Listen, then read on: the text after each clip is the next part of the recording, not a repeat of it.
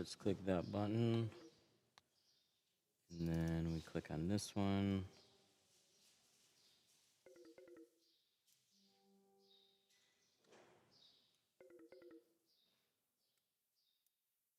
Finish the puzzle. Ooh, I missed these ones. These ones were nice. Oops. Oh, 2 objects. Connect those. Okay, cool. We're good. Auto find and activate. What's up, guys? So we got this. Hello? Hello? Okay, I think we're good. Let's make sure we turn that down. We got a Tahoe. We're going to be tinting stuff. Auto find and activate. That should pop up.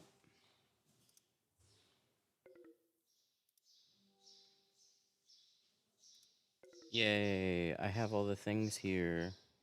What's up, guys? Okay, all right, we're good. What was that first little startup? So we're gonna do C2 ceramic, 20% on the front doors, and then we're gonna do 50 on the full windshield. Most everything is set up. We just had a class last week, so things still might be a little tricky to find, but tinted something this morning and on Saturday, so we should be good. So we're gonna start with taping the seals, and this, I guess, is gonna be the first stream that the new version of Seal Guard is on, actually. It's back if you want to get it. It's different, though. We have to cut it, but it's a better material. So I think it's worth having to cut it, which is what we used to have to do. But works the same as far as placement goes. It just sticks better. What's different about it? Good question. It's a more stretchy vinyl-based material. I still got a roll somewhere. Yeah, right here. I still got a roll of the original.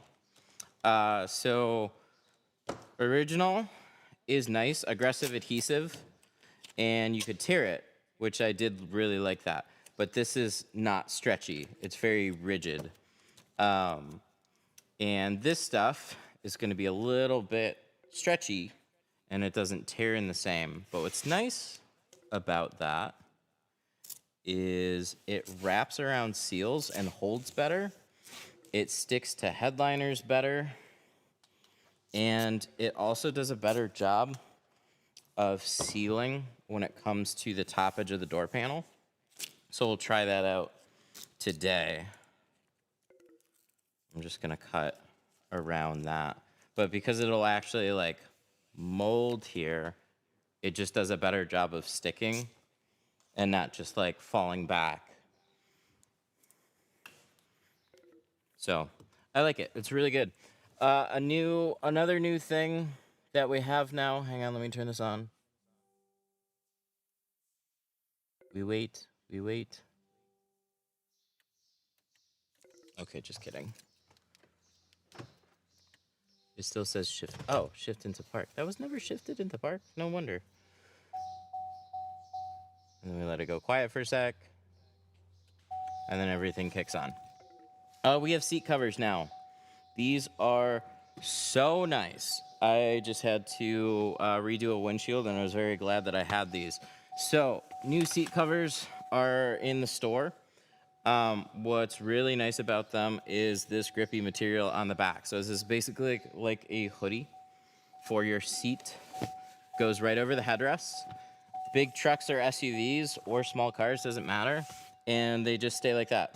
And they don't move. So you can hop in and out of the car 100 times over, and they just don't move. They just stay in the same place. Super nice.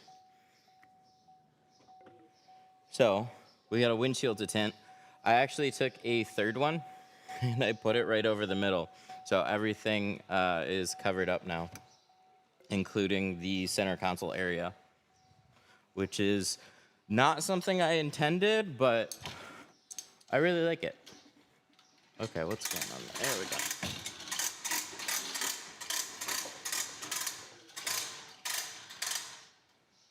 What's the best tint software? Like cutting software? There's a lot of different types of software. You're just looking for patterns? Or like business software?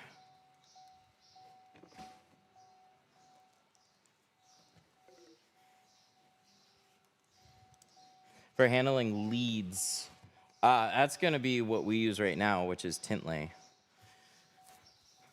We have automated a lot of the leads that come in, so it doesn't matter what time people message us when they fill out a quote form, whether they text us, or if we miss a call. We have our bot follow up, and we'll answer questions, we'll quote jobs, and we'll direct them to a booking page and schedule everything for us. I'm going to put another piece of tape right there and just see how that stays. We're waiting on new panel guard. I don't exactly know. It should be soon. And by soon, should be within probably like a couple weeks. Do you judge a job interview if the person is nervous, or is that normal? I don't do very many interviews. I would just think that's up to the person. I mean, if somebody's nervous, it means that they're just, I don't know, they care about getting the job. You might look at that like a good thing, but it all depends on the person. I don't think it's a bad thing.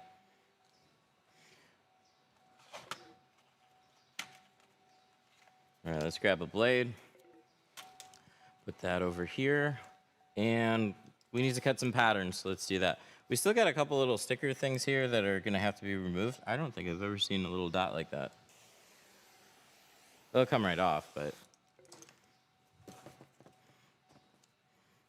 Oh, this roll has never been opened. That's a good thing. And I'd almost be sure that I have another opened one somewhere up here. So that's 35, that's 20. What's this one big back here? That's a 20. Has that one been opened?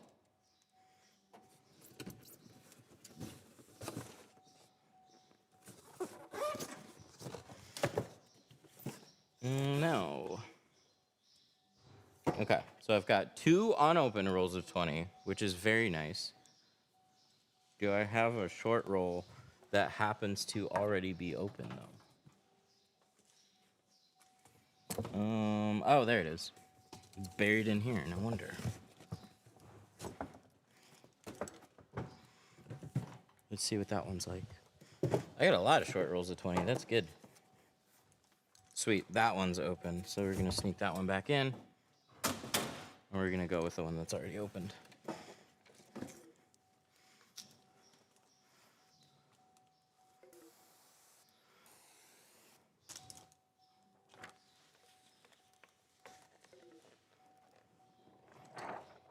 Hello from Malaysia. What's up? That's far. All right, so we're gonna cut off a piece of film. We're gonna flip this over. We're gonna double cut. So we're gonna cut 2 pieces at the same time. Soak this other one down. So we're doing this opposite. So tint side was facing the glass. Now the tint side is facing me. Cut out mirrored patterns.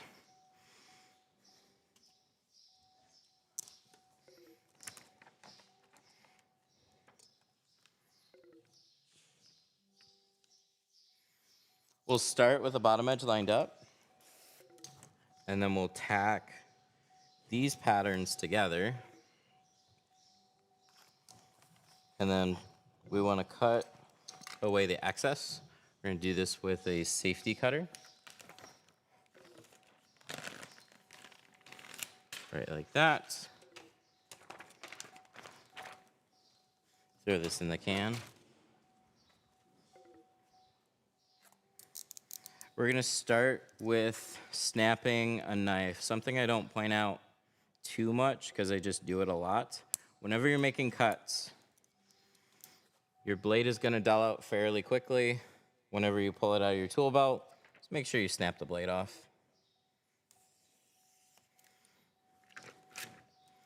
That way it's nice and sharp. Or if you can keep a mental note. Usually every 2, 3, 4 cuts, we'll go through an entire blade pretty much by the end of the car. But since the front doors and a windshield, we're not gonna use too terribly much.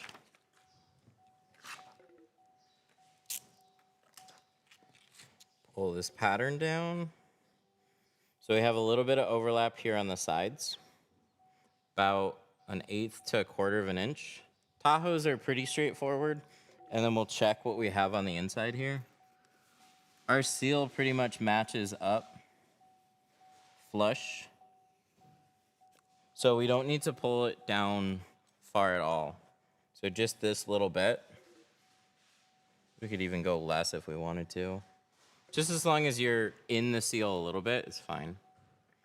We're gonna tack those patterns together. Make sure it doesn't move. And then we're gonna roll our window down just a couple inches. Expose that top edge. Just posted that I'm hiring. Nice, that's super cool. Okay, let's grab our top edge knife here. This has been sitting in my tool belt for a minute too.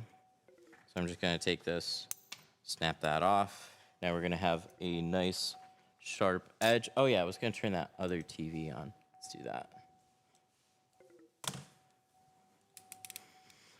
Okay, so when we make this cut, it's helpful to make sure your mirrors are out of the way. And if you're going in this direction, make sure you're not gonna bump right into the mirror. You quite often do. So it's actually a little bit better to go in the opposite direction, but it's a little tall for me, so I'm gonna step on this and do that. When we make this cut, we're gonna keep our knife pretty flat against the window. We wanna push this up against the glass, keep the holder against the top edge the entire time, and just hold it at a very straight angle throughout our cut. So as this rounds, we just keep that flat against the top. There you go. But one helpful thing is I want to avoid tilting my wrist too much, because what can happen is you can start here in a comfortable position, but then as you go, if you're just moving your arm, you're extending your arm out and you tend to just like drop your knife away. If you put yourself in a spot and lean into your cut and then just focus more on moving your body, your wrist then doesn't move too much throughout your cut. It'll help keep just a smoother cut until you get used to actually cutting a top edge.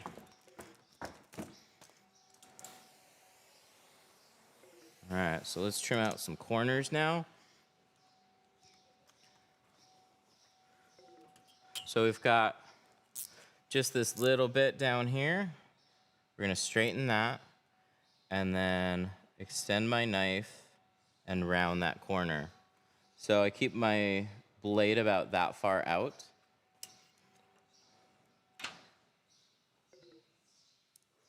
Lower angle means less pressure and smoother cuts.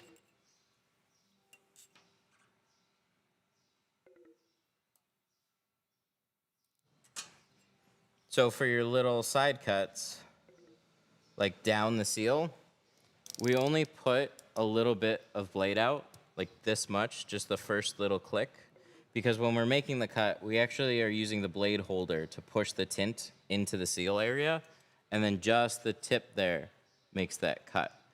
When we're cutting on glass, we extend the knife farther, and that lets us cut a lower angle. See if I have just a little bit out, I gotta do a raised angle. That'll make it jagged. We don't want that. Don't want jagged cuts. Why do you round the tips? So you just don't want any sharp points. A little sharp point is likely to snag and start to peel the film. So we just made like 3 or 4 cuts there. So we're gonna take our blade, snap that off, and continue with a nice sharp point. I have frameless windows on my tint. Is peeling from the top after I let it dry for a week. It might just be the placement of the tint. If it was sitting over the top edge, then it's way likely to peel. It also could just be the quality of the tint that you're using. Some adhesives just aren't very good, but it's more likely just the placement. You always want to make sure that it's close to the top edge, but you don't want any bit to hang over. All right, so we got our double patterns. We need to shrink them. So we're gonna do that. I do that one at a time. To be honest, I don't have a good reason for that. I suppose we could try and double shrink them right now. Should we do that? Should we double shrink it? Why not?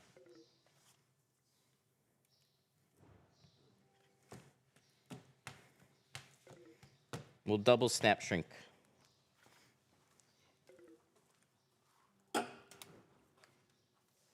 I cut a little below the top edge to be sure, and it still peeled. I mean, if everything laid flush, yeah, it shouldn't have.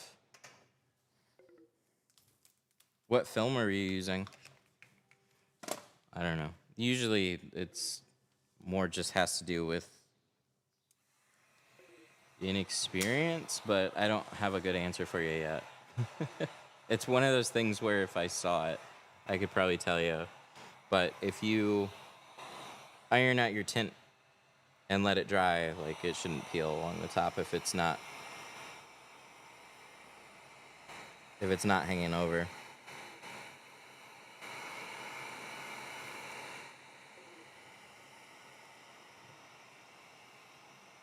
O'Reilly's tint, they're higher quality. None of their tints are gonna be all that great. Were you using their static cling? Tell me you weren't using their static cling.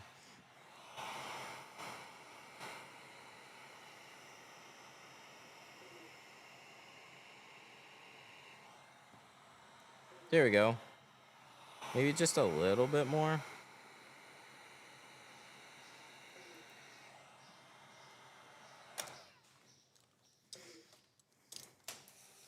Well, we have 2 shrunk patterns now.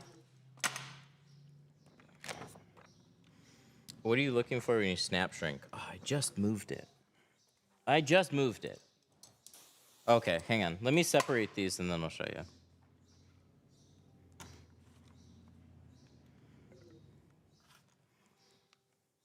Can I get my 2-door Civic tinted on a video if we bring it in? Yeah, for sure. Is that like a not super old one though?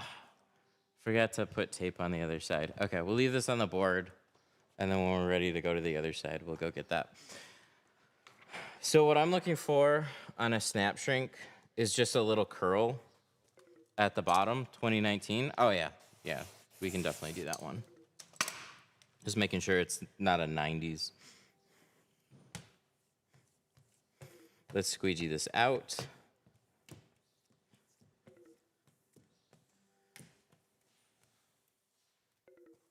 So for a snap shrink, it's really subtle, but you just heat up the very bottom edge. So I pinch it and just pull the bottom edge, and I still leave it anchored here along the front. And I just shrink this little bit right in here.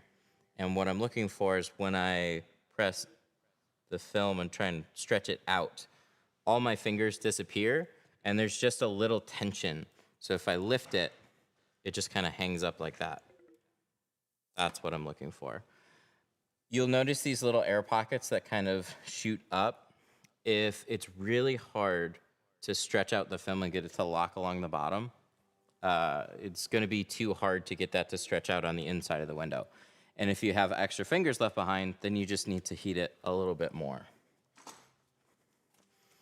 A lot of people are surprised. You don't have to shrink very much. It's usually less than most people think. And it's the very bottom area. All right. So let's go ahead and clean the window.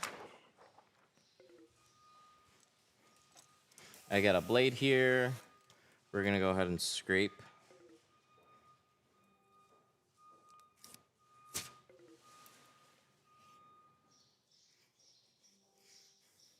I'm tinting a 70s Charger. Anything to look out for?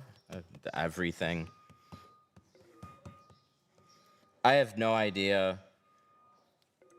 about Chargers in particular from the 70s. I just know that when you get into older classic cars, you're in for a world of fun. There could be any number of like annoying things, and a lot of them will do a butyl seal around the back window with no ceramic border.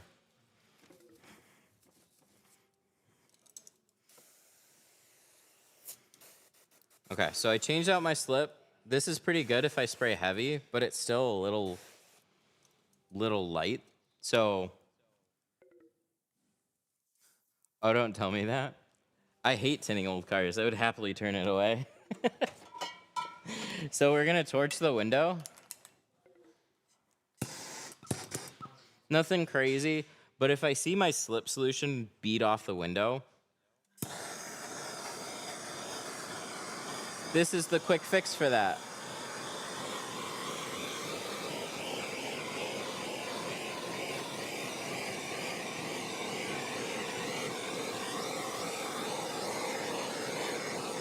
It's weird to me that this works, but now we're gonna spray it again and take a look at the window. Now my slip solution is not just beading off, it just evenly sheets on the glass. Perfect, I love it. That's gonna allow my film to slide so I can get it in place and then tack it without having to struggle too much. What's the brand of razor blade? Really, any razor blade is going to be fine for scraping. It doesn't matter if it's stainless or carbon.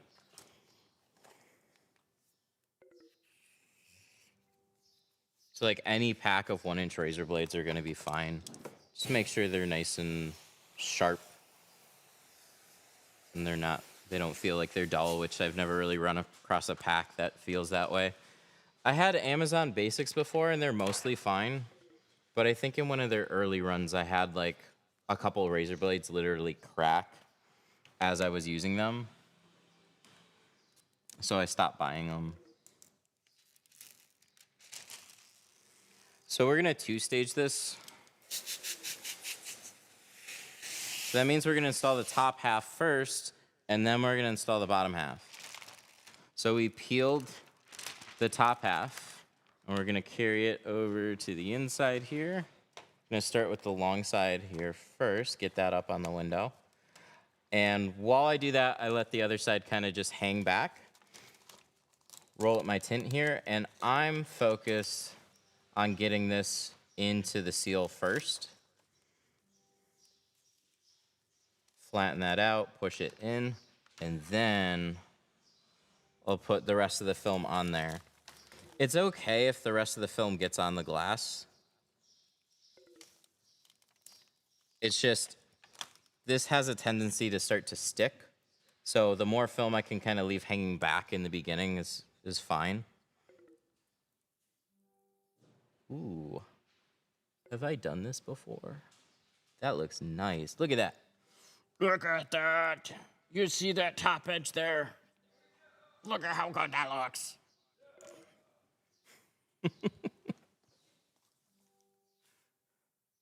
All right, cool. Everything is covered. So it's in place. We now got to squeegee it, or else it's just going to keep sliding. Rather than just pushing straight up over the top edge, I'm going to run my squeegee along the top edge so I don't try and push it out of where I just placed it.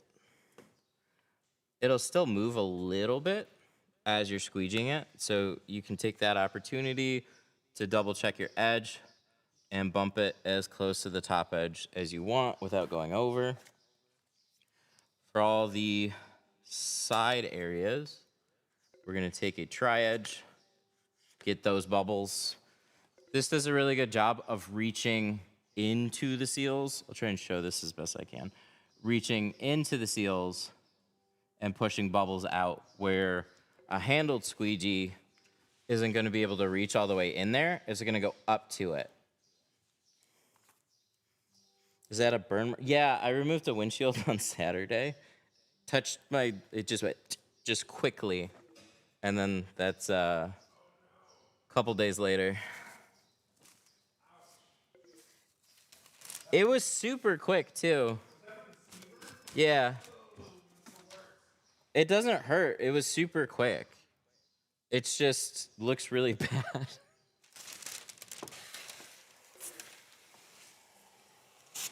It doesn't even really look that bad until like the next day, and now we're like, what, we had the holiday, so Saturday, Sunday, Monday, Tuesday. Yeah. Okay, so we rolled the window up, we peeled our tint, and now we need to tuck it into the bottom. I'll start with the corners.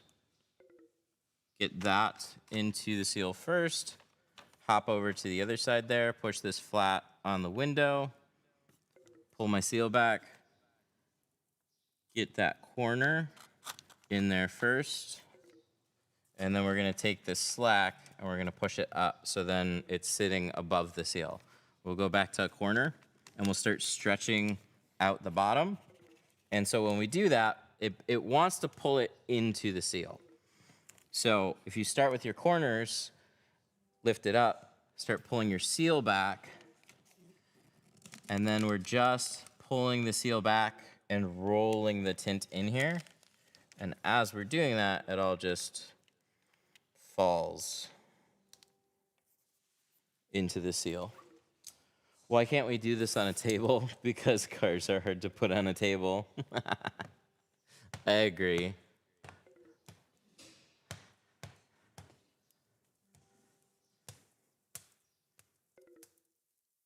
Squeegee this down.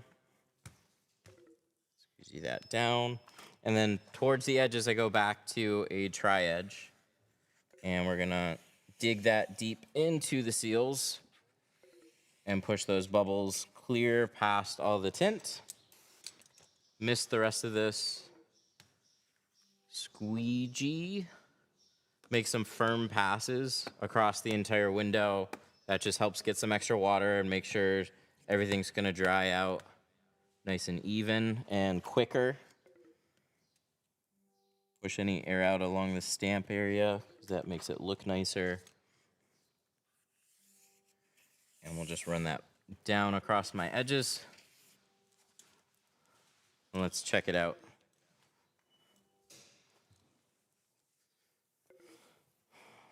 T-View, do you recommend shrinking with it? Oh yeah, that's one reason I do recommend it, is because it's a cheaper dyed film. Cheap dyed films are, I mean, that's what most people learned on. And then over the past 5-10 years, carbon films and ceramic films have really come down in price. When they were first introduced, they were a pain in the butt to shrink. They were just slow, kind of rubbery, and just altogether not very shrinking friendly. But cheap dyed films have always been easy to shrink. So if you get your hands on a cheap dyed film, which is what T-View is, then it's a really good film to practice with. 100%. Wish I had some of these tools when I was doing houses. Definitely makes life a little easier.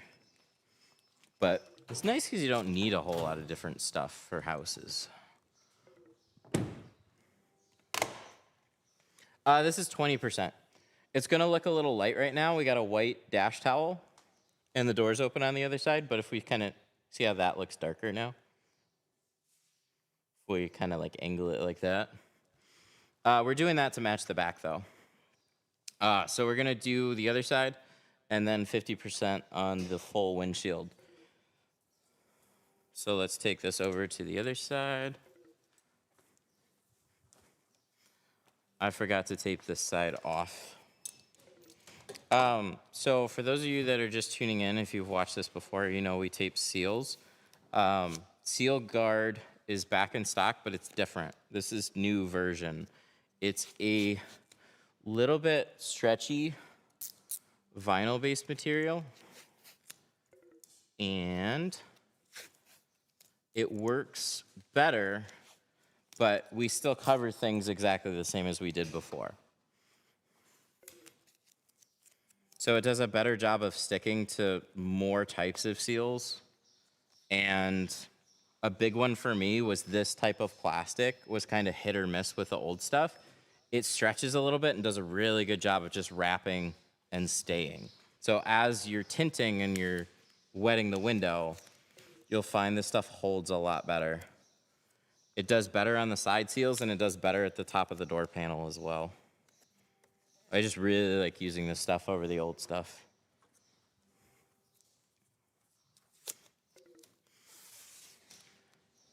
I wish Australia would let us tint the windscreen. You could say the same thing here too. I mean, it's legal with a doctor's note, but I don't really check for that.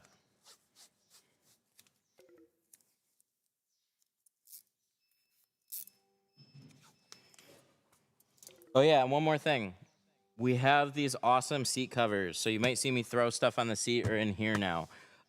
These are super nice, stretchy, grippy seat covers. They install super easily. You literally take it, it hoodies over the headrest, and then just goes right on the seats, and it's got a rubberized grip at the bottom, so no matter how much you get in and out, it doesn't shift. It doesn't shift, it doesn't move. Super nice. What was I gonna do with this? Oh yeah, I was gonna put this piece right here.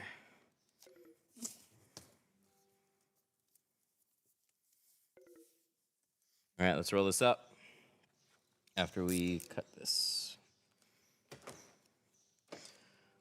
What are some reasons to ask for a doctor's note? So like legitimate medical reasons would be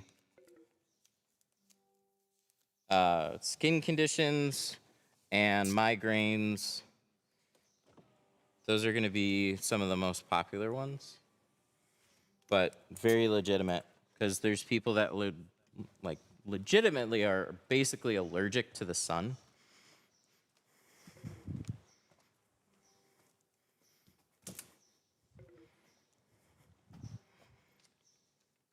So additional UV protection, IR protection, glare reduction.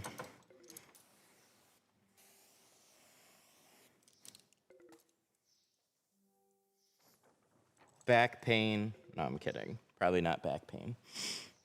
That's a different prescription. Oh my God, let me grab a different one. Do you have any tutorials or any tips? I mean, we got hundreds of videos. Oh yeah, I need it. Where's my cover? I was about to spray it. I need my door panel cover. But this is a tutorial. But if there's something in particular that would help answer that.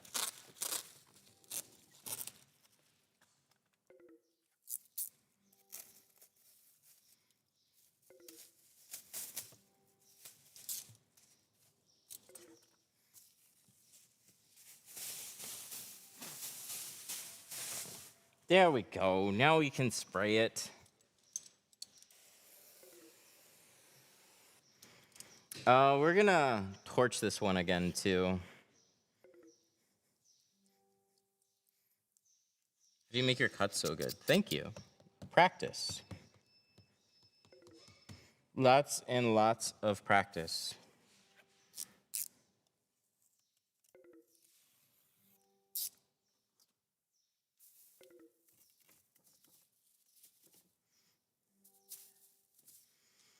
Just finished an Lexus RC was giving me problems for no reason. It's a Lexus. They tend to give more problems than the rest of Toyotas for whatever reason, especially when you get into like the less popular models. I think one of my worst days that shouldn't have been that bad was like a 2009 IS. It was like an IS 250 or something. Ugh, that was a bad day. Torch. Towel. Let's burn some shit. Okay, so why are we using a torch? Brief recap. If I spray the window and I see my slip solution beading a lot, it still might be okay, but it's better to treat the glass. I don't know why this works. I wasn't the one that decided to take a flamethrower to a window.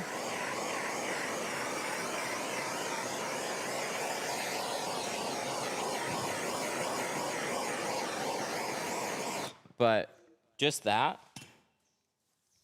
And now if I spray it, my water just sheets evenly on the window, which is exactly what I want to see.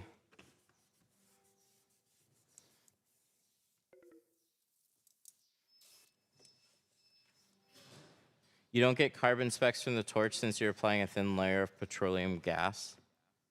Is that what we're doing? Or are we applying a petroleum layer? That to me makes a little bit more sense. But no, there's no carbon specks that are left behind. It's not like, what am I thinking of? Like weld slag or anything like that.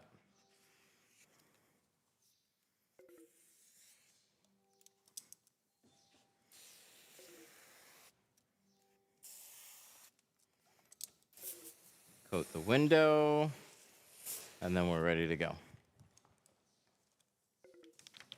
I wish I knew the science behind it a little bit better, but it works, so hey.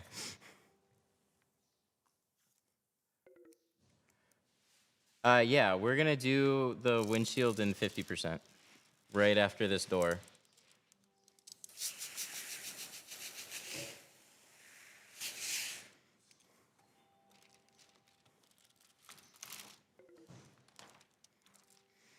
We will squeegee the bottom part of the glass when it's installed.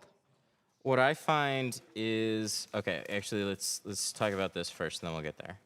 So we're gonna put this on the glass, roll our tint so it's nice and flat, so when we push it, we don't have anything bunching into the seal there. We should have waited just a little bit to let this cool a bit more. But it's working. Then we're gonna pull this back, roll our tint, and then just slide this flat into that seal. Now we wanna get this as close to the top edge without going over. Price is Right rules.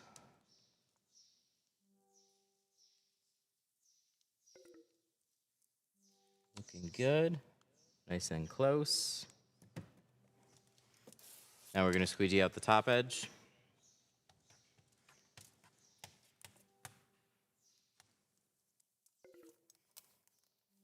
Then we're gonna take a tri-edge card, swipe up, swipe up. We can go back over where we just squeegeed, make sure that's nice and tacked.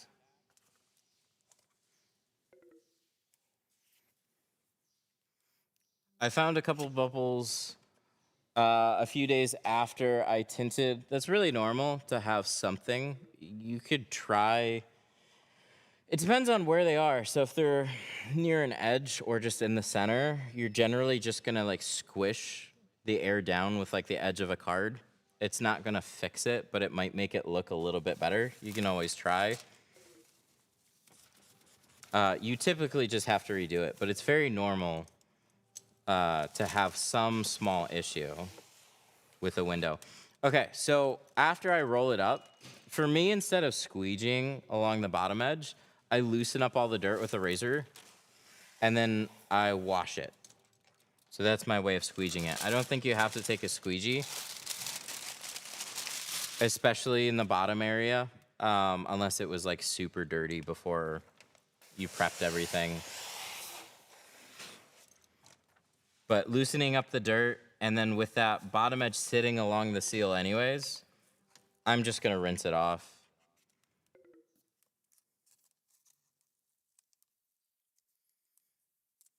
What material is tri-edge made out of? I don't know. Special tri-edge plastics material. I'll give you a closer look at it. See that sticking? That sticking is not great. I don't like that. But I want to be careful on where I drag the torch. So if I were to torch the bottom edge a little bit more, it'd probably slide a little bit better.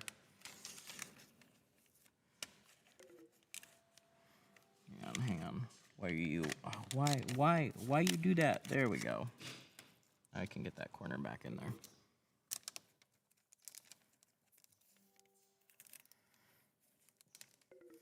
For whatever reason, when the glass is a little bit on the hydrophobic side, any slightly dry spots, your tint will tend to grab those spots. So rather than trying to keep pushing film that way, I'm gonna pull it back and then loosen it up, and that usually fixes any binding.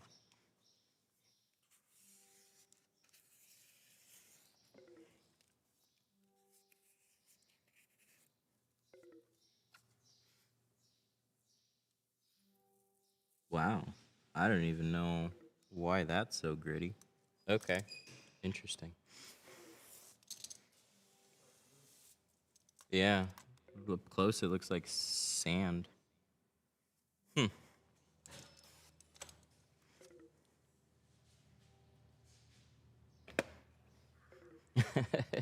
Is that green mini spatula from an Easy Bake Oven set? It could have been. It's technically a palette knife, but they have been adopted by window tinters. We call it the shank.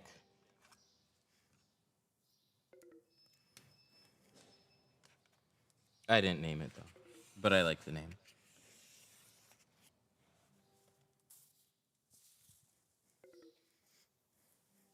So we're gonna wipe this off, check it over.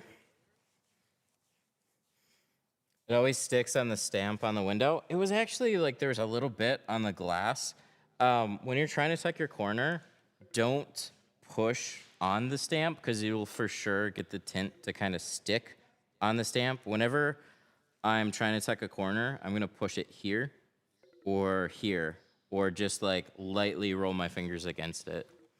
But yeah, it will for sure stick against that.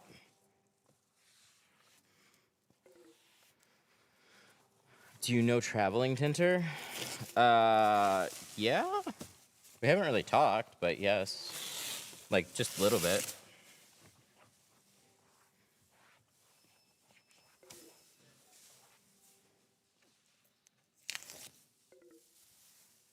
Ew, that was dirtier than what I thought. You see that? You see all that? That's why I like taping seals. Let's look at this one. I wasn't expecting this to be that dirty. That's a not old. I mean, it's not a new Tahoe, but they looked cleaner than that. But look at that. Ew. That's what we keep out of the side edge. I like that. Seals are always nasty. I think they're definitely grosser than what they typically appear.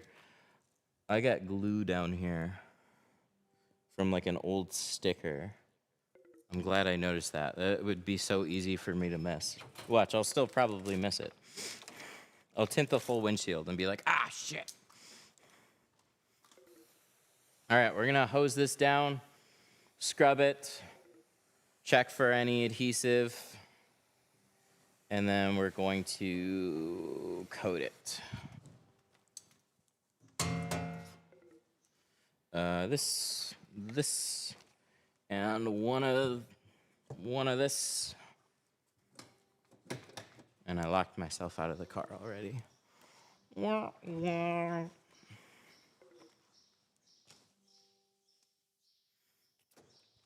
Back in the day, they had fuzz. They still do. They still do felt on seals. It just depends on the automaker.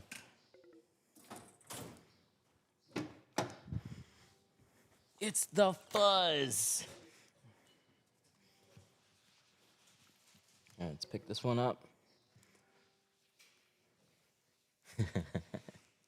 You know, it's nice that you can call a customer and have them unlock their car in a lot of cases. I haven't had to, but I've locked keys in a car before. I had a sales guy lock the keys in the car too. I had this dumb habit of I would start on like the passenger front window and just one window at a time go around the car. But I would push the pegs down. So these pegs, I would push them down as I went around the car. And then I'd get to the driver's door, and I'd remember to hit unlock and lift all the pegs back up. But there was a Saturday where I forgot to do that. And sales guy, door to the shop was here from the sales room, so he came out, shut the door, and as he was shutting it, I was like, no! And then locked the keys in the car. So it was his fault, but I shouldn't have been locking them like that. How do you remove old tint? Steamer is going to be your best friend with that. It's not a guarantee that it's going to pull clean, but it is going to help a lot. Look up a video, though. Much easier to see what an utter pain in the butt it's going to be to do that. This is the steamer that we have. This is a Jiffy steamer. You can get a fabric steamer from Walmart. It'll work very similar, but it's a pain in the butt. It's always a pain in the butt. So how do you open the doors with the keys inside? You call a locksmith, or you ask the customer to bring a second set of keys. You can't just get back in the car. The automakers don't want anybody to just be able to get in the car. You're screwed. It's less of an issue now, though. But back in the day, cars used to not detect when a key was in the car or not. And so it would just, you'd be looking at your keys.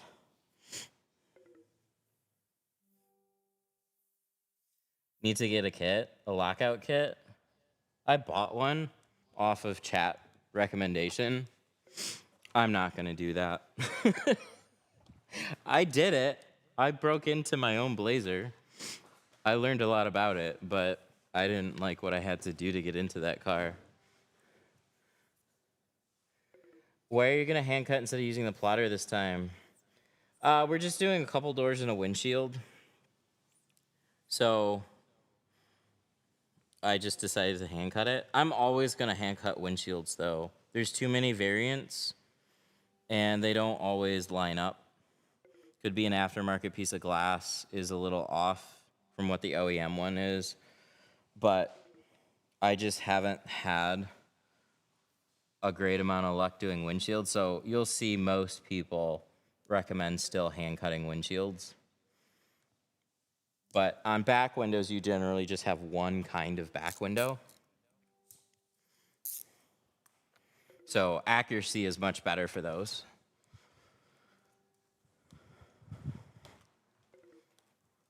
How much excess do you allow for the windshield edge? It depends on the windshield. Most of the time is going to be like this, where I have a nice like quarter to half-inch border around the full thing. So I'll line the cut guard tape right on the edge there, so I can always still see the dots. And the reason I do that is because my cuts will waver a little bit sometimes. So sometimes go a little in, sometimes they'll come towards the outside of that edge just a little bit. As long as I'm cutting on the tape, I'm not creating any type of a gap. but that's where I put it. Are you familiar with film and vinyl designs? Yes, I hated that program.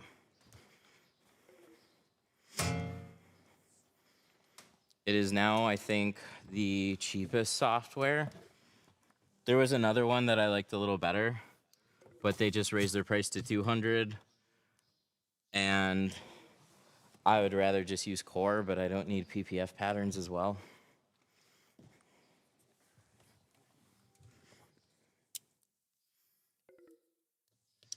I really want to learn this job, but my hands are always shaking. My hands aren't super steady. There's no way. My hands always shake a little bit. You just learn to compensate for that kind of stuff. I don't know if anybody's hands are necessarily like super steady, but they don't need to be for you to do a good job. We don't want to get the key wet. Let's not do that. Okay, so I have a little adhesive down there. I'm going to take a blade and just go over the glass first, squeegee it off, and then I will coat it, and we'll go from there. I've been trying to find a good ceramic tint, but I live in Canada. I'd even tried to buy from your website, but you don't ship to Canada. If you order directly from Geo, they will. There's a few brands that are international. Lumar, I think, is in Canada. A lot of the major brands are going to have a couple distribution centers out there. I'm trying to think of some other ones offhand, but probably just your usual ones like Suntech, Lumar, Expel, Solar Guard. They're owned by much bigger companies, like corporations, so they usually have extra money to burn on setting up international distribution. But I know Geo has their site set to ship international too. I should probably just talk to them about doing it for Canada.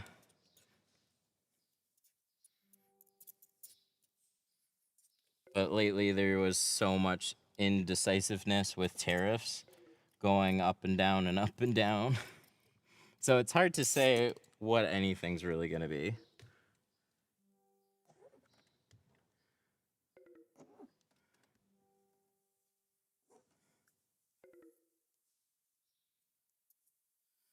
Uh, do you like it? Do I like what? My husband's having problems finding patterns under the tint tab to look for patterns under the PPF tab.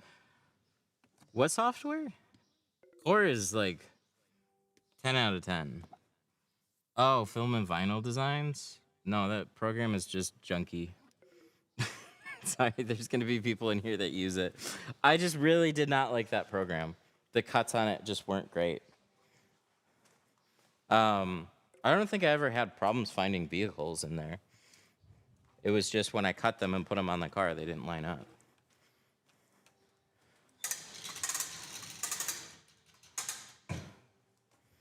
But yeah, Core is like the only tint program that I'm going to recommend at this point. Computer Cut is good. I will say that. Computer Cut is really good. It's been around the longest. It's owned by Solar Guard. It looks kind of outdated in comparison. I don't care about that near as much as long as the patterns are good. But I just find Core to, like, they've dumped a ton of money into that program, and they're really on top of pattern design and support. They're doing a hell of a job with that software right now. I forget about Computer Cut. So as far as pricing goes too, Computer Cut's going to be the most expensive. I think it's like $250 a month. So it generally doesn't get mentioned as much when you have Core for tint for 200. But if you're doing both PPF and window tint, Core's going to be like 600. That to me is a little insane. But if you're doing the volume they expect you to be doing, 600 shouldn't be bad for software.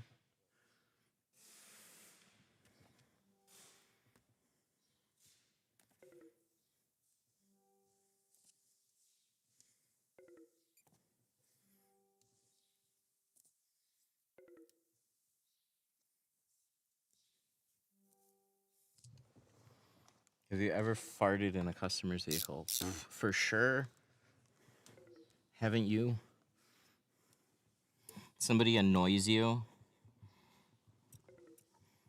I wouldn't do that to my own customers. This is at shops where I could stay anonymous. Wrap up a car. Customer annoyed you. Pull it outside. Close the doors.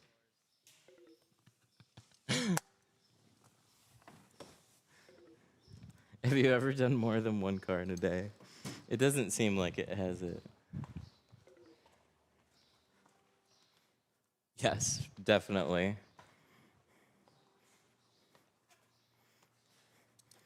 I don't do it as much, though.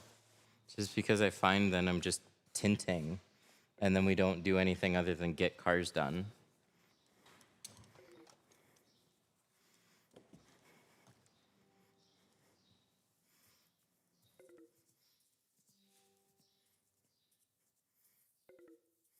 Yeah, right now we're to the point where we could probably have somebody else help with tint and then just book extra appointments.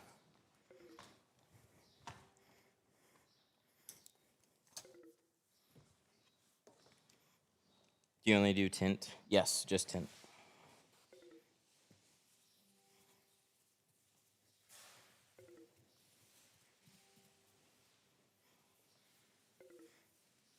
All right, so we're gonna let that dry.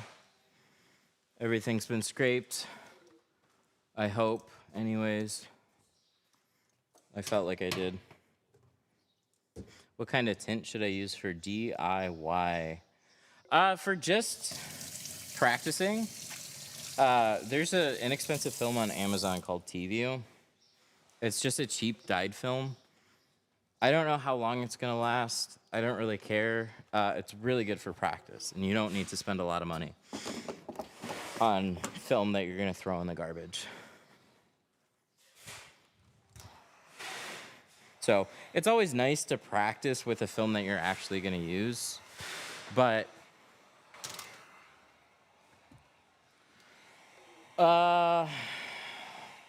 they won't let him get a membership to Core. What's your next go-to? Why can't he get a membership to Core?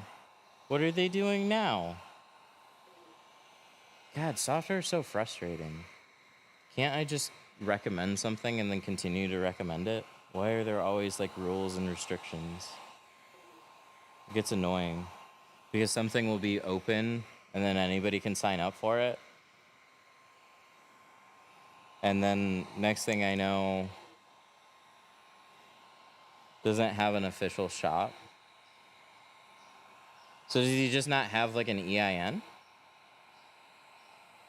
Or did you guys already tell them too much? They did have people that were trying to rip patterns.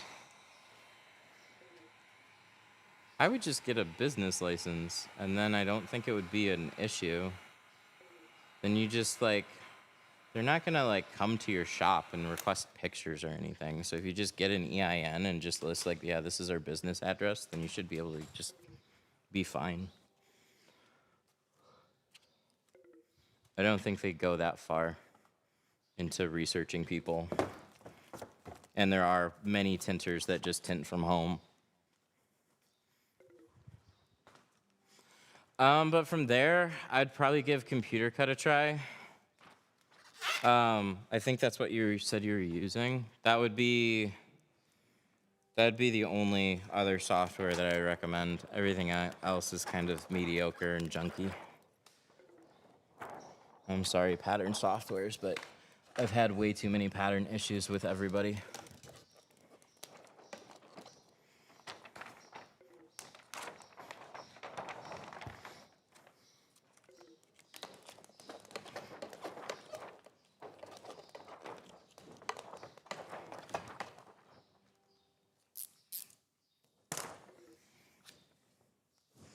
How long do you wait for the dryer sheet to dry? Till it's dry. I say that unsarcastically as possible. There's no set time. It generally takes like 5 to 10 minutes, but on a hot day, it'll be done within a minute. If it's really humid and rainy, it'll take a little bit longer. So until it's literally completely dry. You can take a heat gun though and speed it up. All right. So let's tack this here in the center. We're gonna get rid of some of this excess material here. So safety cutter, run this along the side. I wanna give myself about an inch of margin on the sides. And on the bottom, top and bottom, you can go longer as long as you're not running into any obstructions. So this, I don't have any moldings up here. This just goes flat. So I could leave this all up here if I wanted. But one thing to note, there's still some water drips up here. Any water is gonna make the tint stick to those areas.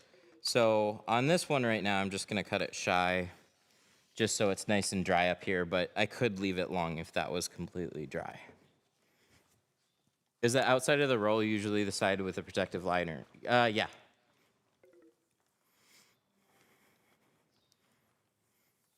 Most film companies roll their film that way in the box. Lumar's like one of the few that does it backwards.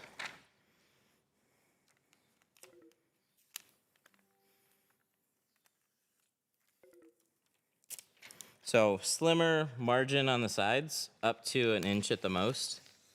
And then just trim it some on the top and the bottom. And then we're just gonna lift the film, pull it flat in the center, take your hand, run that across, make sure it's nice and flat, and we overlap the middle, and then we run our card, and just get as close to the center as you can. Most windshields and back windows are just gonna be a 50-50 split. What that means is I'm just shrinking an even amount of film out the top edges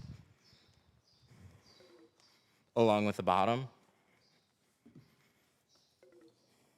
Very few you would change that center point, but you would notice if your top fingers are really, really big and the bottom ones are much smaller, then you could adjust your center point to make the bottom fingers a little bit bigger, and that would make the top portion a little bit easier for you.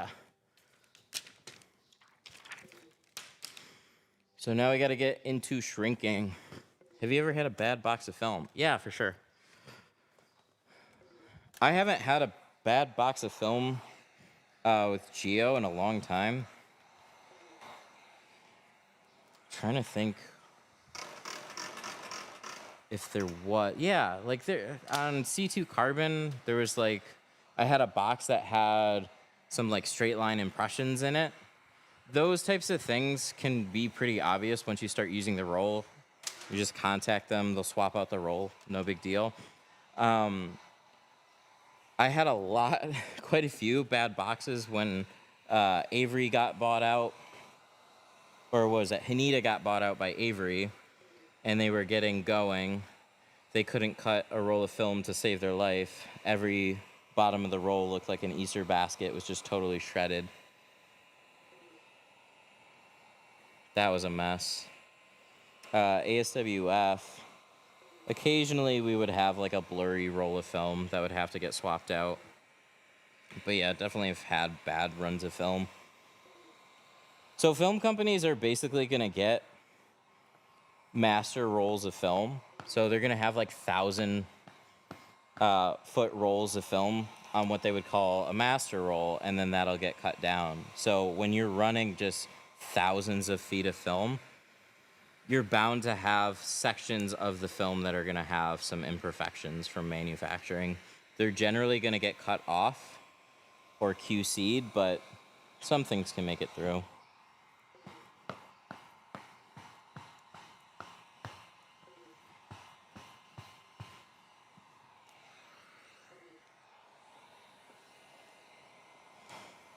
What size rolls should I order?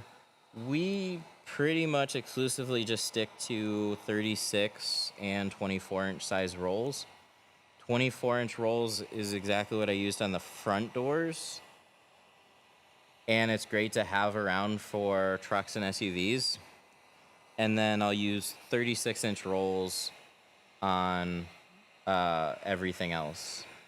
So windshields, back windows, cars and coupes. I'll cut the 36-inch roll in half.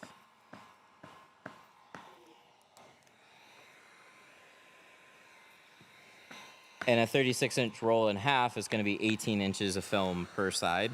So you are saving a little bit, but it's more about just inventory and convenience.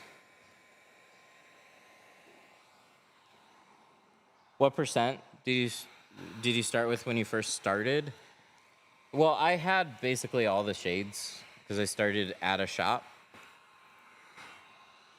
But just buying inventory, if I was trying to keep it light, 5, 20. Oh, can you disconnect Bluetooth? Yeah. My headphones skipped off my computer and went to the shop phone. That's fun. There we go. There we go. So if I was just starting out, 5, 20, and 35 for sure. Most people are going to have 20%, but it's nice to have a shade lighter and a shade darker. Everything else, you could just leave on a deposit, and you kind of, like, it's nice to take deposits. So you could keep your inventory a little light, schedule somebody, kind of figure out what they think they want to do. And let's say they want to do a windshield. So to save on inventory, I don't necessarily need to stock the 50%. But if somebody scheduled a windshield and we're likely going to do 50% on a windshield, once they leave a deposit, you could order it and just schedule it out. So that way you get that roll in time for the job. And you know you're going to make that money. Are you the boss? I am the boss. Why am I tinting the cars then? This makes no sense.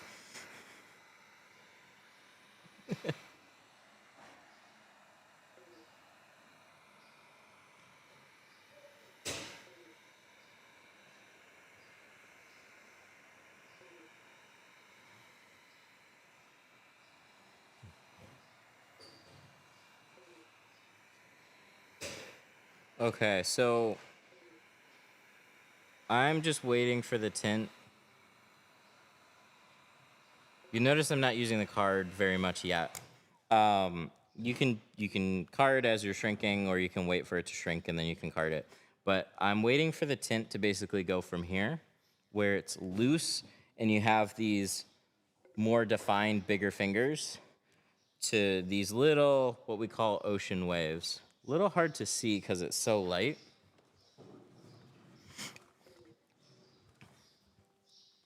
See those little waves? That means that the film is pulled tight against the windshield, and we're just going to stretch it flat across the windshield.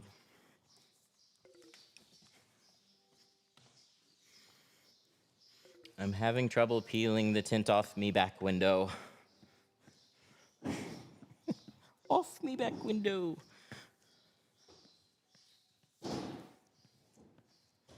I'm not sure what to say to help with that right now. All right, so I take the card and I just stretch it flat across the window. This is just to really check the shrink. And what's going to happen is other areas that are loose are then going to turn into bunched up loose film spots. And then you're just going to take the heat gun and make sure everything's shrunk. But it's a way of just checking everything. You're not further shrinking with the card. But it's nice to use both of them together as you're shrinking. But I want to show on this top corner what we're really trying to accomplish. So we're going to take the heat gun, point it at a 45-degree angle.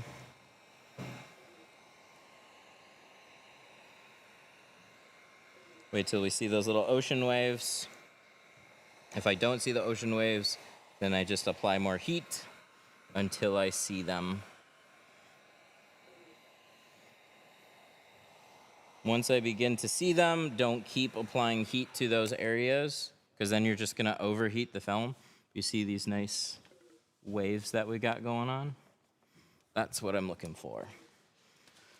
So, when we card this, we're just taking the film and stretching it flat over the window. We can kind of do that physically by just pulling it. This will hopefully illustrate, watch. When I pull, see how that flattens out? But it doesn't stay there really once I let go. We need it to just tack to the window. So that's what the card is really good at. It's good at pulling the film forward, flattening it out, and just making sure that you shrunk everything. See? Didn't add any more heat. Wherever I see little fingers though, towards the edges here, I'd probably put a little bit more heat on these.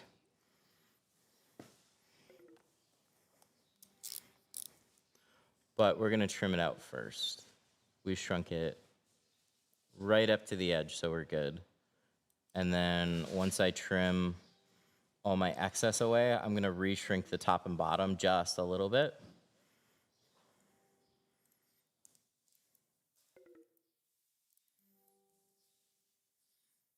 So this is what I mean earlier when I said like I don't have a super steady hand. So I'm gonna dig this a little bit into my cut strip. And so my hand might wiggle as I'm pulling.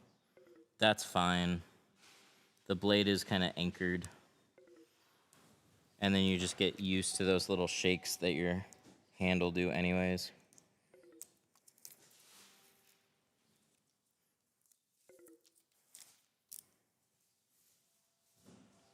Just repetition.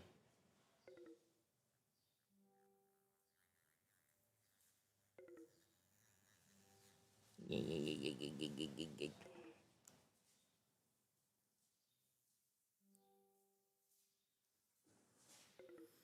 you do the same process for the side windows? No, side windows are completely different. But they're done already. The white piece is called cut strips. Cut strip, cut guard, glass aid. It goes by many names. Glass aid cut guard is kind of what its official name is. Used to be cut strip. And then we started naming everything like panel guard, seal guard, and we came back and named this cut guard.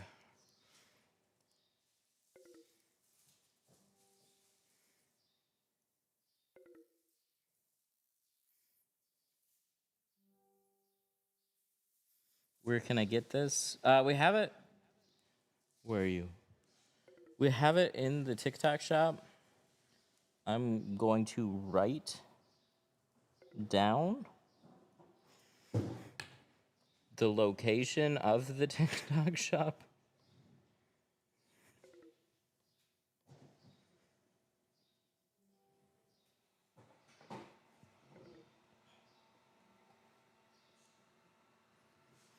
Advice for getting more clients: run ads. 100%. We had that problem early this year. We just weren't booking very many appointments, and that went on for a while.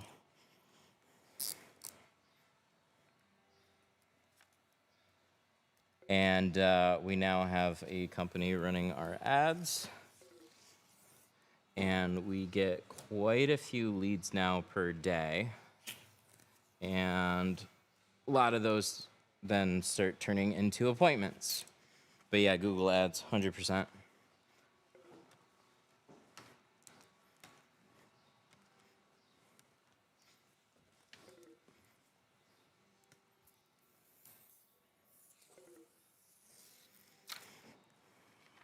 You can also run a promo for referral customers. Oh, yeah. But if you find you're just slow and you're not sure what to do, I would, like, at the very least, run ads. There's lots of other guerrilla marketing tactics that you could do. You could, I don't know, I think a cool one would literally be cutting samples of the different films and literally just dropping them off at people's houses or using USPS's, what do they call it? EDDM service, something like that. But you can have USPS drop stuff off for fairly cheap. So all the advertising that you get in the mail, you can be one of those advertisers. But I thought it'd be really cool to like actually include window film samples.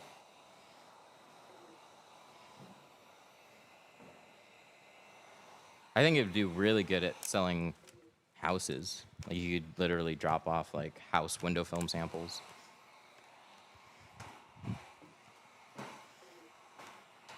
Does a heat gun take old tint off as well?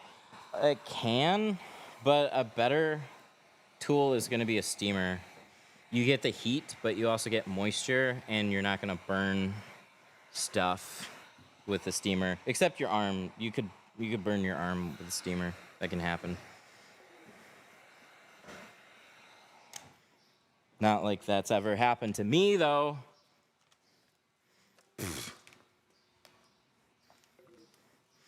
How much is a steamer? That's a Jiffy steamer. Little overkill. If you just want to steam off some windows, you can go to Walmart and just see what fabric steamers that they have. Or Amazon.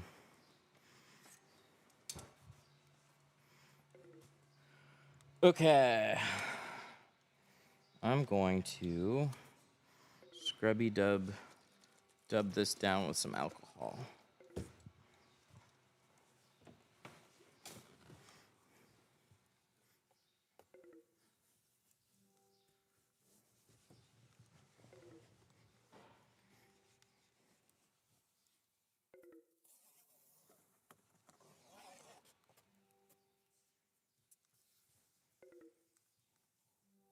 I learned to tint on my own instead of school.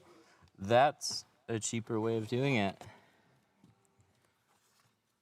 I went to aviation mechanic school and paid for it and also learned how to tint windows, and I just tint windows.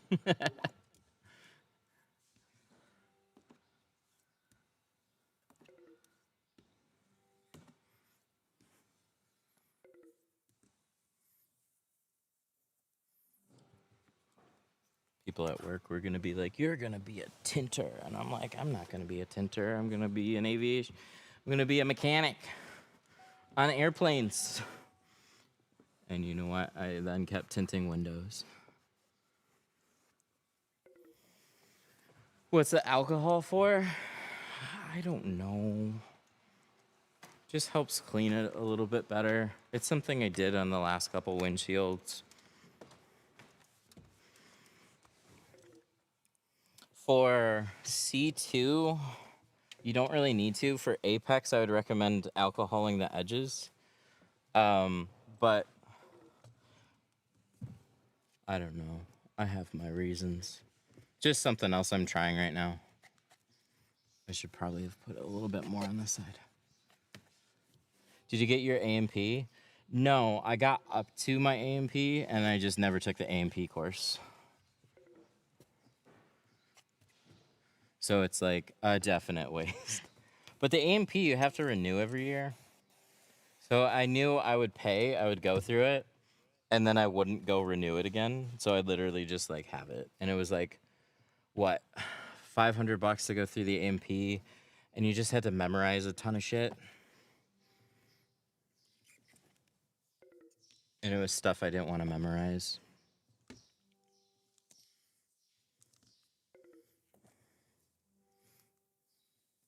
So I graduated from the course. I just stopped there.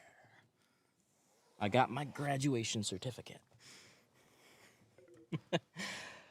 Okay.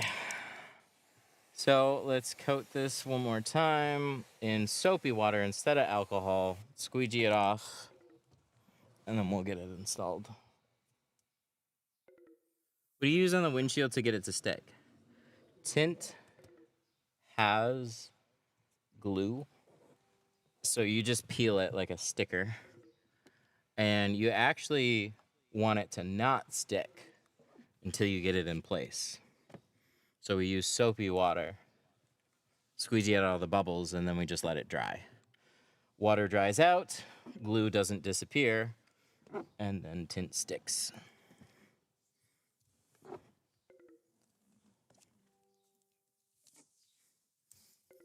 That's my favorite. I'm gonna keep remembering that. Pink clean.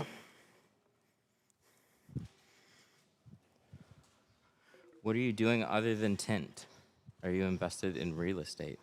Well, I have a house, so you could say that. I tint, and then I tint some more.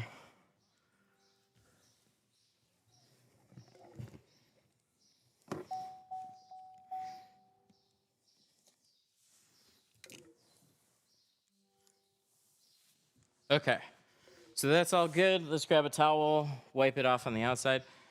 Back in the 90s, when I was a young teenager, auto parts store creased all the time. It still does. Every tint creases all the time. You just gotta learn how to work with it. But I don't think in the 90s, heat shrinking was as much of a thing as it is now. How much soap is too much soap? Really, when your eyes start to burn, you definitely have too much soap.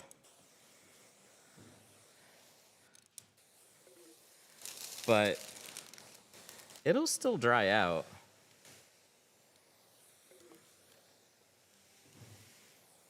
It's actually way worse to have not enough soap, because then your tint just sticks. Your tint, like, for sure will eventually dry out and stick. But if your eyes are burning, that's the only time I've really felt like I've had way too much soap. Is it normal to get small air pockets between the back window and the tint when shrinking? Oh, yeah. Yeah, your tint's not gonna quite look right when you're shrinking. It's not gonna smooth out perfectly, because if you're dry shrinking, you literally have dryer sheet residue. So it'll look a little bumpy, it'll look a little wavy. When you peel and squeegee, then all you have is water and film adhesive system. So if you did everything right, everything will squeegee out nice and flat and clean. But it still needs a little time to dry, so you notice some moisture in between the film and the glass. Totally normal. Will take a few days to dry out, depending on how much you left behind.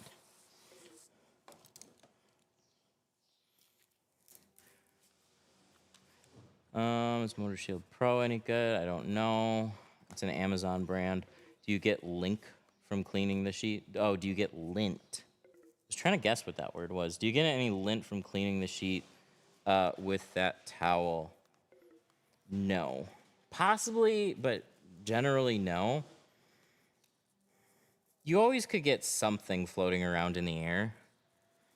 But I wipe off the outside and then spray it and then put the tint back down.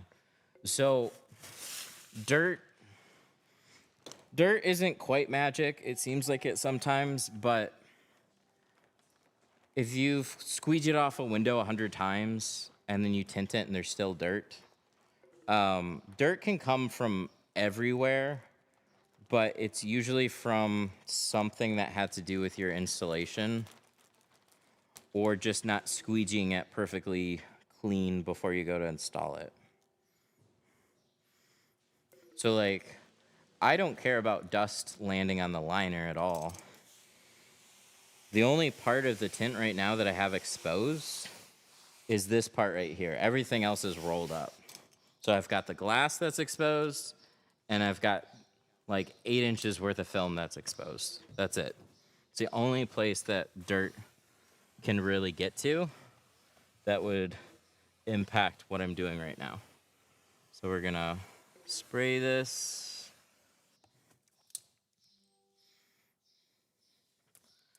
Let's get this installed. We're gonna start with the far left corner.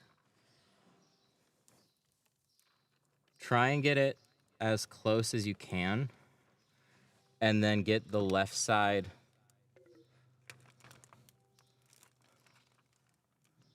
There we go. Get the left side, driver's side anchored first, and then you can start unrolling. And as I'm unrolling, I'm making sure I'm keeping the tint up against the glass. That just helps keep everything anchored.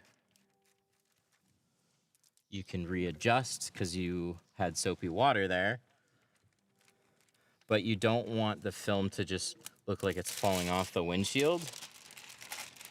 So biggest tip I can give on this, start with anchoring that left side and then slowly put the film on, but try and keep your hand in the same spot for this roll. So as I'm moving around, I'm trying to keep the roll kind of tighter to the windshield. I'm not just taking it and pulling it back. Oh, there we go. This is what I need to do. Peel this back, then we can keep going.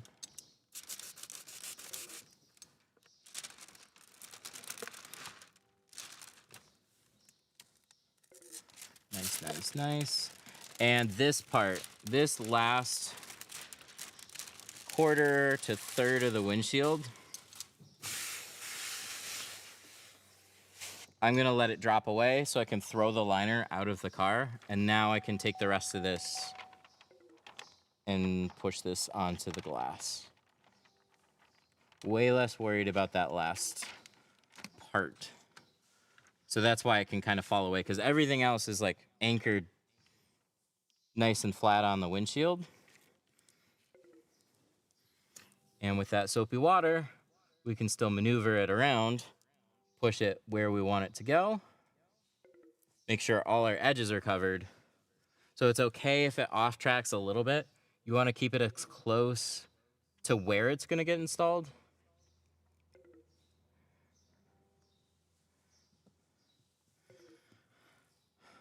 There we go.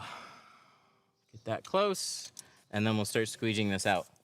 Where can I buy Lumar 3M or other ceramic tint if I'm not a business or a company? I'm in Canada. You might just have to go with a lesser brand. There's for sure other brands. I don't know. We have a Facebook group,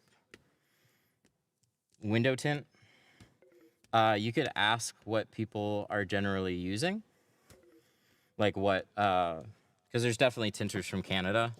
It's a group of like 100 and almost 10,000 people. There's tinters from all over the world. You can see what other people are using in different countries and what you can get your hands on.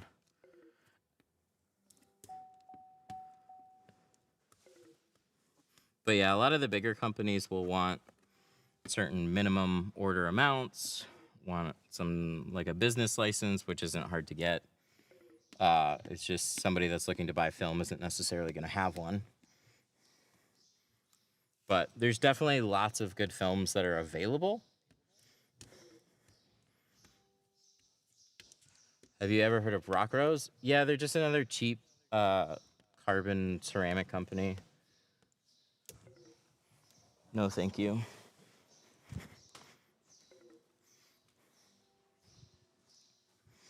Do you ever double shrink windshields or back glasses? Double shrink?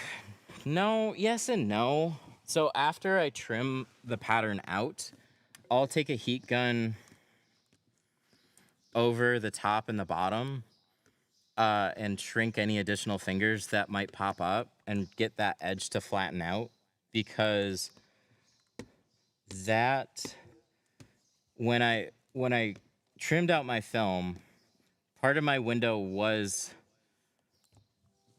like the part that I trimmed off was part of that shrink. So you can have little waves along that edge when you trim it.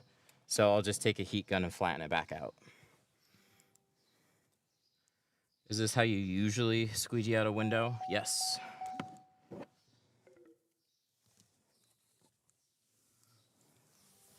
Squeegeeing out a windshield starting in the middle, we're kind of squeegeeing it out the same way that we shrunk it. We tacked it in the middle, squeegeed it out, and you can very easily get a dry spot in your film. So let's say I just squeegee directly across the window a bunch of times. When you're squeegeeing that, sometimes you're gonna have air pockets that are gonna jut back into where you just squeegeed. Those air pockets are gonna not really have much water in them. So what can happen is just if you squeegee back over those air pockets, you'll start smearing air in an area where you just squeegeed. These are pressure sensitive adhesives. So when you push it to the glass like this, it's gonna try and grab the window and you're removing a lot of moisture from it. So then if I took water and I tried to squeegee it or an air pocket and squeegee it back through where I just squeegeed, that's where I'm gonna see those lines.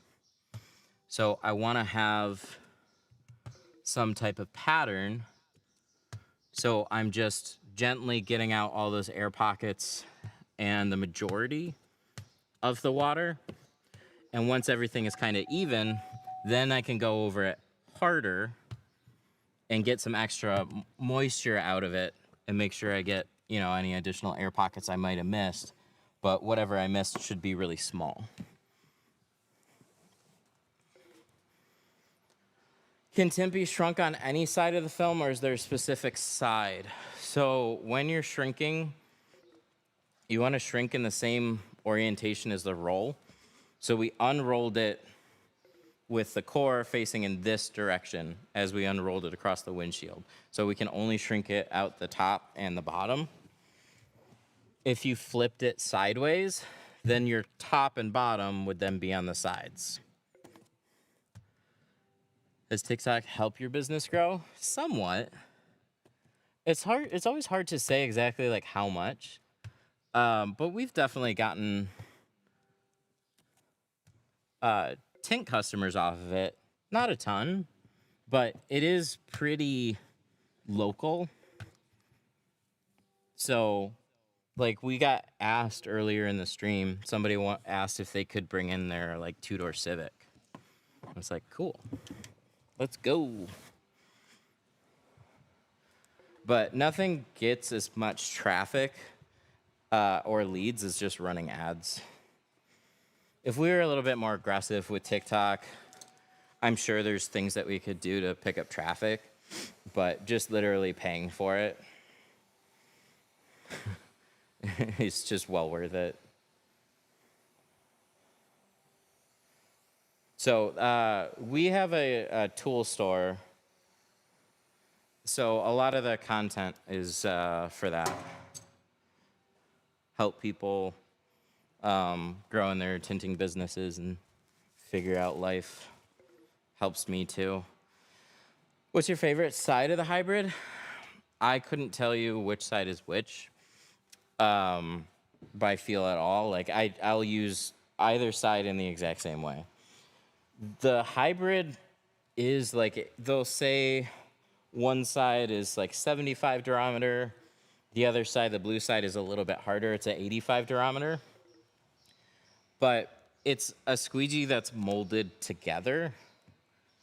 So it's just the same type of material for the orange and the blue. So it's just a really nice squeegee.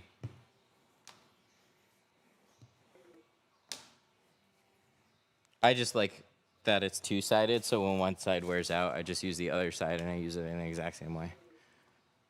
I'm new to having my own tint business. Any idea where I should start? Pick a project. I'd say front doors. Just try and tint the front doors of your own car. Figure out what size roll you should get some tools, get a heat gun, and just try and tint those.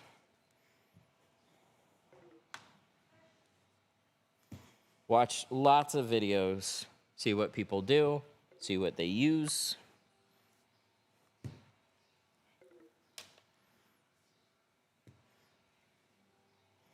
Ew, it's peeling. Ow, that's gross.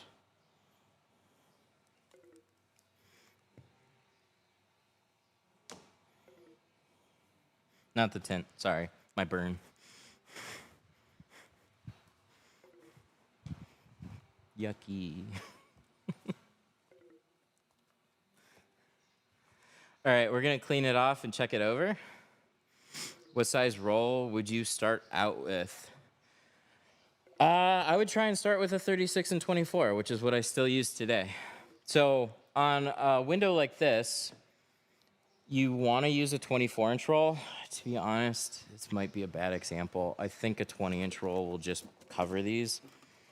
You used to be able to use a 20-inch roll on most truck windows. Yeah, you could use a 20-inch roll on these just fine. But the newer Sierras, Silverados, F-150s, you need a 24-inch roll to cover those. So that's why I recommend, like, for most trucks and SUVs, just get yourself a 24-inch roll. And then you just unroll it this way across the window. It'll make life a little bit easier. For the windshields, you can do a 36-inch roll. And for cars like a Charger, Fusion, Malibu, I'll take a 36-inch roll and I'll split that in half, and I can get 2 door windows for one section of a 36-inch roll. So this is a 40. This is a 36-inch roll. Only reason I had a 40 is because that's a 50% roll. They don't sell that one in a 36-inch. So this is a 36 compared to a 40. It's 4 inches of difference. So this is actually going to cover that windshield just fine. It's just a little too dark. What do you think about yard signs for window tint? I mean, any marketing strategy can work. I don't know. There can just be like reasons why some things just don't get used very much. It could just be like, I know in certain cities you weren't allowed to do yard signs out in front of your business. They would take them down. And if you put them around your city at like corners and stuff, city might come around and pull them down. But there was a guy, one of my customers, a little bit more. There we go, that's better. One of my customers actually, he got really aggressive with just doing like, hey, he was getting into like patios and stuff like that, like paver stuff. And so he just started with a ton of yard signs, put them at like every street corner. And he said the city would come take them down and he'd buy a bunch more and put them back up. And that's how he got started.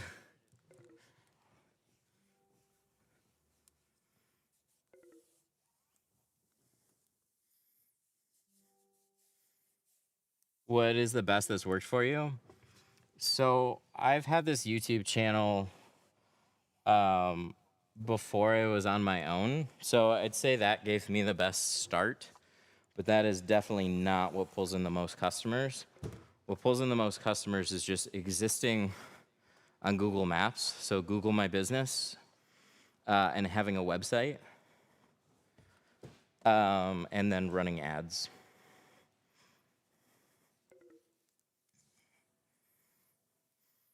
Running ads is 100% the best. It's just a volume game. The more people that you can run through your funnel, you're going to get people.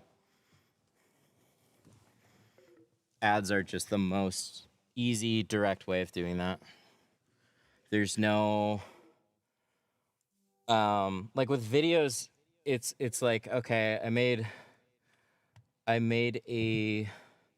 I had to think of something really creative, get a lot of attention. Yes, I got free attention, which is awesome.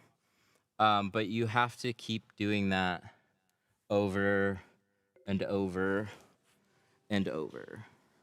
So, if that doesn't work out, like you put a bunch of time into a bunch of videos and you're just not getting much attention, then you're just spending a lot of money anyways, because your time is worth money.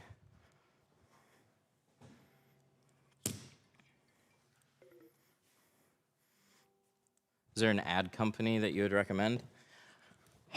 Yeah. So I should talk to them. But the guys that do the window tint school and sell Union/Kepler films, they have an ad agency, and they're the company that's doing our ads right now.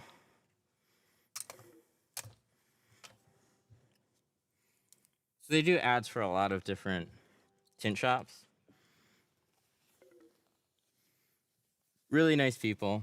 Our click through is like $2, which I tried setting them up on my own, and I would average about $4 or $5, and then there was a random day where I got like $10 per click. That was bad. So with like 5 clicks, it was like $50.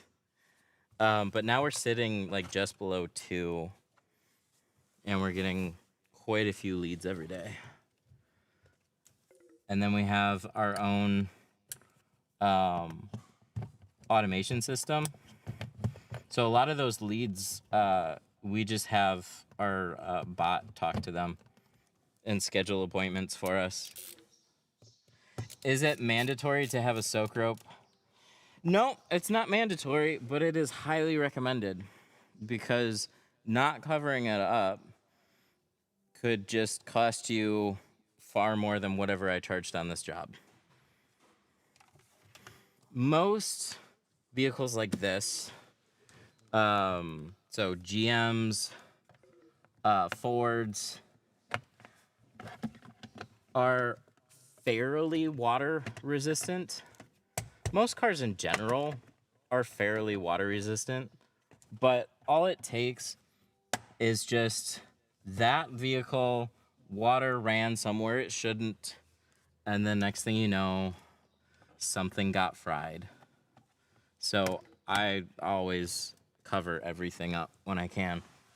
What we're doing with the seats is new. We literally just got these seat covers in like last week, and I've found out that it sticks really well along the center of the dash area. So this isn't something I was expecting, but I'm gonna throw one over the middle like every time now. But I'll show you, we just put this on ourselves, so this won't be on everybody's, but it's on ours. We do our own shirts, so we were able to just throw that on the front. But yeah, you'll notice I just threw all my tools on the seat. But I covered up the seat with this handy dandy, super nice, durable, stretchy seat cover. Kind of like a scuba diving suit is basically what this is. So this is stretchy. It goes right over any size headrest, and then just goes over the seat. And what's really nice is it doesn't freaking move. It sticks. So I can keep doing this. Get in and out, stretch over here, jump out of the car, and it doesn't move. So nice. It's actually so nice that I forget, and I leave one in every customer's car. And then they come walking back in and they're like, hey, you forgot your seat cover. But they're also like, thank you for covering up my seats. So I guess it works out. Yeah, I really like them. You touch the heat gun with your, not the heat gun. This was my steamer on Saturday. When I was just wrapping up this windshield, it literally just peeled. Gross. It was just for half a second. It was one of those like, it just brushes past your arm like, ow, that was really hot. And then 3 days later, it looks like shit.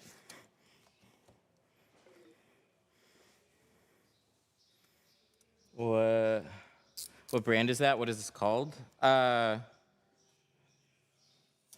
For the tint, we use GeoShield window films. Is YouTube not connected still? What ad company would you recommend? Yeah, I was talking about that. I think that was the last message I got through them. How much to start a tint business, all in including marketing? You know, I don't have a good number for you, but it's not that expensive. Not unless you're trying to get into a building, and then it depends on the location you're trying to get into. So window tint can just, like, it can be super cheap because you don't need that much to get started, but then you're tinting either at people's houses or you find a company that, for example, like a glass shop. They're getting lots of cars every day, but they're doing glass work. They're not doing tint. A lot of those companies would like to do window tint as well. 10K or less? Yeah, definitely under 10K, because really all you need is film to tint the car, tools to tint the car, and everything else is kind of extra. I mean, you could dump 10 grand into a tint business and still not make any money because you just don't know how to tint well, or you didn't run ads, I don't know, like, or you just spend it all on the building. So like, yeah, 5K, great start. If you want like more of a complete inventory, it's gonna be probably in the neighborhood of like 2,000 to 3,000, depending on how many, like, you know, if you want carbon and a ceramic, or a ceramic and a super ceramic, or you want to do a full carbon, ceramic, super ceramic lineup. Yeah, if you want to do a plotter, plotter's going to be, you can find a good one. You can find good ones on Marketplace on a deal. So generally around 2K for a good one off of Marketplace. But I wouldn't try and over-plan the beginning, which I think a lot of people, including myself, have a tendency to do. It's really easy to go, oh, I need this and I need that, and oh, I should get this. And then what happens is you end up over-planning the start. Do I have a couple little? Oh, I do. Got a couple little bubbles there. We want to get those out. We don't have much time to get those out. But it's super, what I was saying is it's super easy to overplan the beginning. Do whatever you need to literally start tinting somebody's car and then start making a little money back. Because when you have this big, like, I need a website and I need to get listed on Google and I need this and that, like, it's like some of those things are free and easy. But you can easily, like, oh, once my website is perfect, then I'll get started. Well, that's just something that's gonna, you can start while that's getting work done. You don't need like finished polo shirts to get started. It's just somebody is there, they want tint. What is it gonna take for you to just tint their car? Start with that and work on everything else as you go. Are you using ChatGPT for booking? Yeah, we've been using GPT a while for booking, but we have our own program to get all their info and be able to respond. So we have our own system that talks to people. Good. I'm glad I did that. There's a couple little air pockets here that got locked in there. So I want to check for that stuff as quickly as I can. And if it's within 10, 15 minutes and it's not a hot day, then your tint still is not dried to the windshield yet. If that had been sitting there for a good half an hour, I wouldn't have been able to get those out. So I got them out. We all good. Everything looks nice. This one is all set. Who would you recommend for training? We do training classes once a month, so if you want to check out, I can say it now because my TikTok numbers are going to drop anyways. Do I or did I give it to my daughter? Oh, Daniel's got one. He's got lots of them.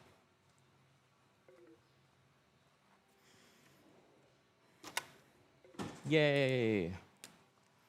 Okay, so classes 313tint.com. Right now, if you use the code 313tint, you'll save 5% off of tools.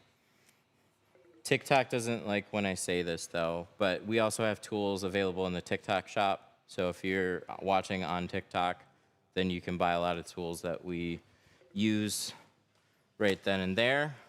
But we do have a tool store. TikTok don't like when I say that, though. They gonna ban me.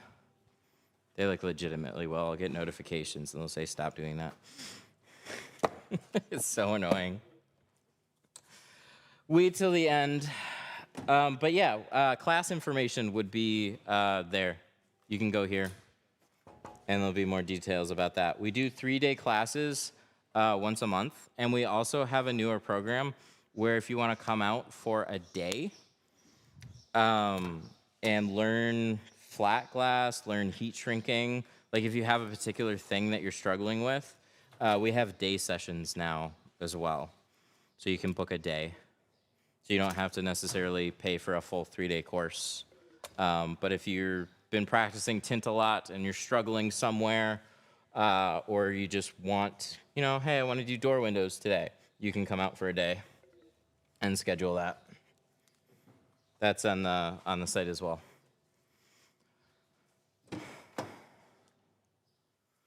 I have GeoShield on my back window. That 5% is dark. 5%.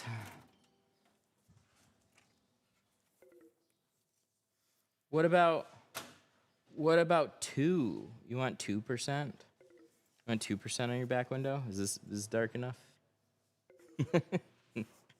It's always hard to get a good view without too many reflections. But yeah, they have 2%. My favorite thing about 5% now is like 5, or people will say double 5, and it's just like, now we got 2. I didn't even know they made it. It's a newer thing. It's definitely newer. A lot of companies are starting to put out a few more unique shades like that. I think it was like Solar Effects has a legitimate 1% or something like that. Where should I invest my money to get leads? Google Ads, 100%. Google Ads has done a lot for us. We get a lot more leads every day. Just existing, so like I'll pull up our maps listing, for example.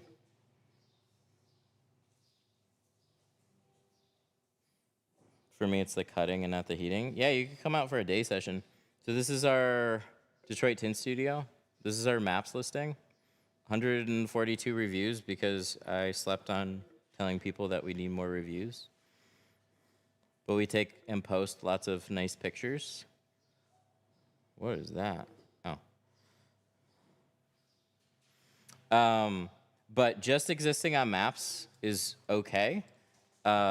What's better is literally Google Ads. Google Ads still works really well. You get a lot more leads that way. Alrighty. Well, thank you for watching. We are all done. How much per month for Google? Whatever your budget can handle. A good company is going to start you out at a certain budget, or you just give them some guidelines, and then if that's working out for you, you could always up it. Right now, I think we're spending a little over $1,000 a month, but we're making money off of those. So it's just putting money on a system that's working. So if we want more business, we can literally just dump more money in ads and get more appointments. Do you live stream every day? No, we were out of town for a week, and then we had classes last week, so we weren't streaming for a little bit now. But this week I've got a bunch more regular appointments, so we'll be streaming most of this week. As long as the weeks stay normal. It's when there's either too much work or other stuff, I don't feel like streaming them. Alrighty.